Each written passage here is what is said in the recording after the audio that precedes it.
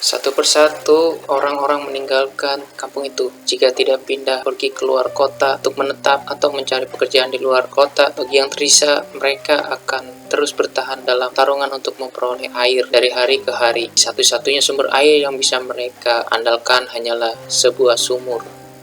Sumur itu merupakan sumur satu-satunya yang ada di lembah untuk dua kampung yang terpisah. Tidak ada yang mengira bahwa sumur itu pun menjadi saksi bisu kisah cinta antara kedua insan manusia yang bernama Toyib dan Siti, dan menjadi saksi juga bahwa alam tidak pernah menguntungkan bagi mereka.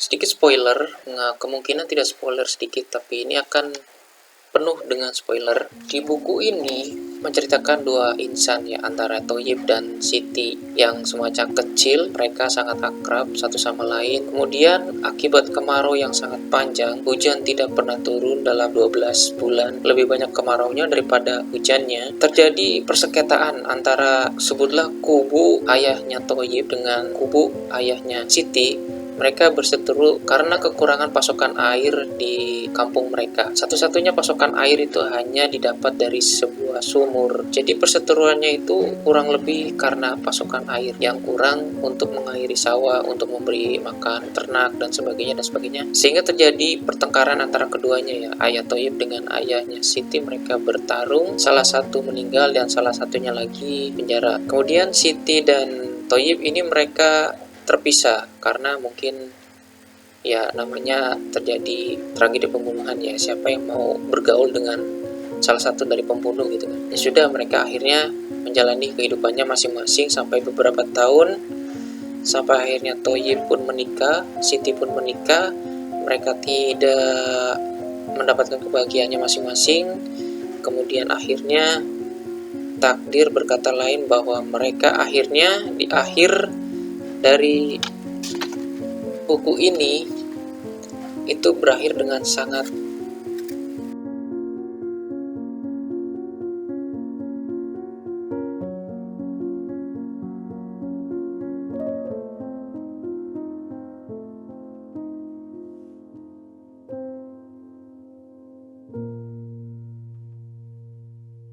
jadi mungkin di buku ini setiap halamannya itu ditulis dengan kegetiran ya.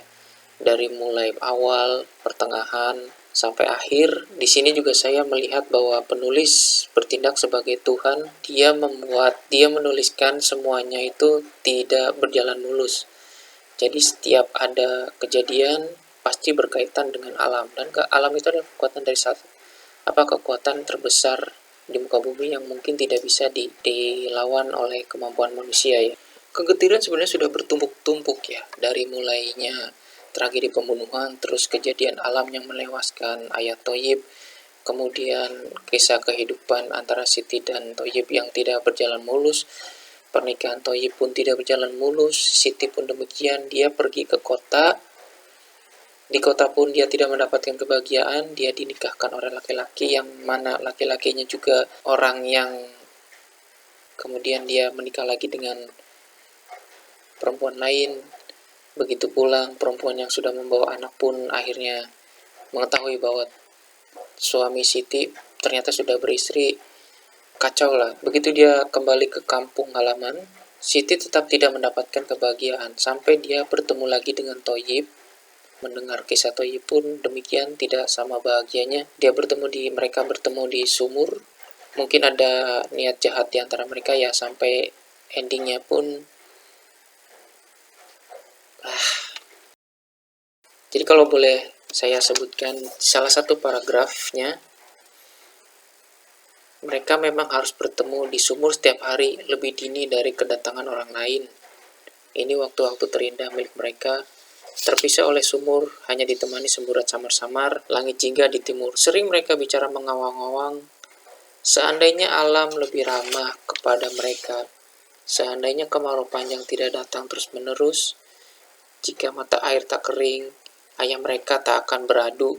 Siti tak perlu pergi ke kota dan sungai tak akan mengamuk di waktu hujan deras sesaat membawa pergi ayah Toyib.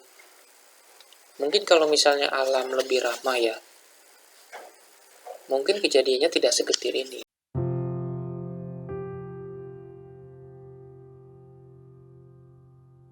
Cerita Sumur, sebuah cerita, kata Mas Eka-nya juga bilang bahwa ini adalah cerita pendek yang agak panjangan. Cerita pendek untuk kisaran di Indonesia ini terlalu panjang, meskipun sama-sama kita baca dalam sekali duduk selesai ya. Saya membaca ini kurang dari 20 menit, 20 menitan lah saya membaca buku ini.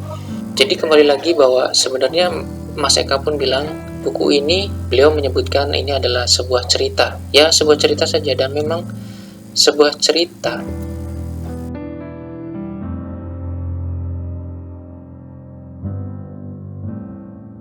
Karena di sini ditulis rating 16 plus ya, sebenarnya mungkin tidak cocok juga untuk anak-anak ya.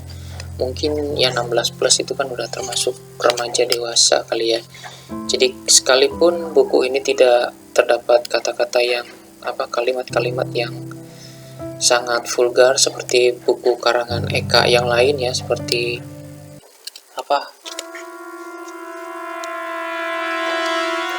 terutama yang cerita Ajo Kawir itu ya. Itu kan sangat vulgar sekali ya. Ditambah lagi dengan yang buku Lelaki Harimau, itu pun sangat vulgar dan itu ratingnya 21 plus.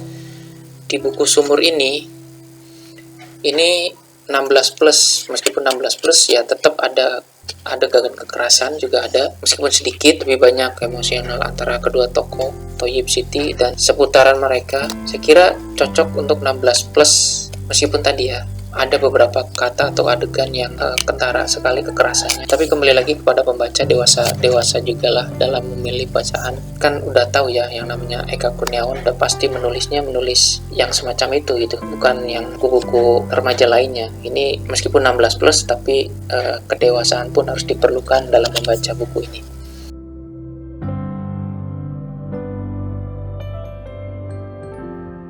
Mungkin terakhir, yang unik dari buku Sumur adalah sebenarnya buku ini pernah terbit di Penguin Book tahun 2020. Jadi pertama kali terbitnya itu di versi bahasa Inggris ya, di kumpulan cerpen di antologi bahasa Inggris Tales of the Two Planets yang diterbitkan Penguin Book tahun 2020. Pertama kali terbit dalam bahasa Inggris, kemudian diterbitkan dalam bahasa Indonesia pertama kali di tahun 2021.